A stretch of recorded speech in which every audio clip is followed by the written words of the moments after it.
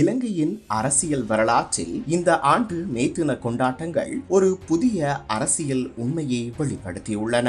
அது வெறும் தொழிலாளர் தின கூட்டமல்ல, உழைக்கும் மக்களின் நம்பிக்கையும் மாற்றத்தின் மீது வைத்திருக்கும் உறுதியும் வெளிப்பட்ட தருணமாகும். தேசிய மக்கள் சக்தி அரசாங்கம் ஆட்சிக்கு வந்த பிறகு முதன்மையாக கவனம் செலுத்தப்பட்ட துறை அரச சேவையாகும். பல ஆண்டுகளாக அரசியல் தலையீடு, ஊழல், செயலற்ற நிர்வாகம் ஆகியவற்றால் பலவீனமடைந்திருந்த அரச சேவையை மீண்டும் வலுப்படுத்தும் முயற்சிகள் தொடங்கப்பட்டுள்ளன.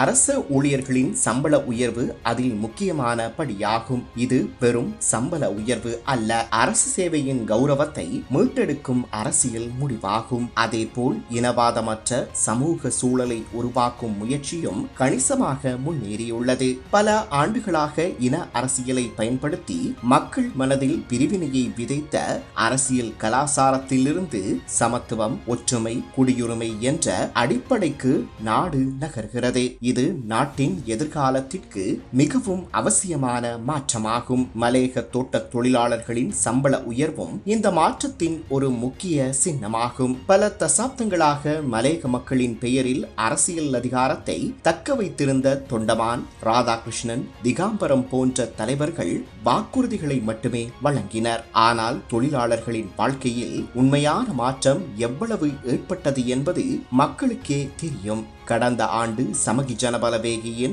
ஒரே பெரிய மேதன கூட்டம் நுவரெலியா மாவட்டத்தில் தான் நடைபெற்றது. அதுவே மலையகத்தை தங்களின் அரசியல் கோட்டையாக காட்ட முயற்சியாக இருந்தது.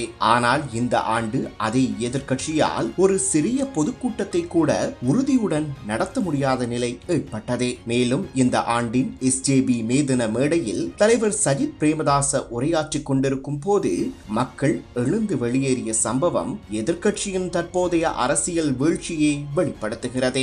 மக்கள் இனி வெறும் வார்த்தைகளை அல்ல, செயல்களை கேட்கிறார்கள். மற்றொரு முக்கிய அம்சம் விவசாயிகள், கீழ்த்தட்டு மக்கள், தினக்கூலி தொழிலாளர்கள் ஆகியோருக்கு வழங்கப்பட்ட நிவாரணங்களாகும். சுவருக்கு அப்பால் வாழும் சாதாரண மக்களின் துயரத்தை அரசியல் மையத்திற்கு கொண்டு வந்திருப்பது இந்த ஆட்சியின் தனிச்சிறப்பு. உழைக்கும் மக்களின் வாழ்வாதாரமே நாட்டின் பொருளாதாரத்தின் முதுகெலும்பு என்பதை இந்த அரசு புரிந்து கொண்டுள்ளது.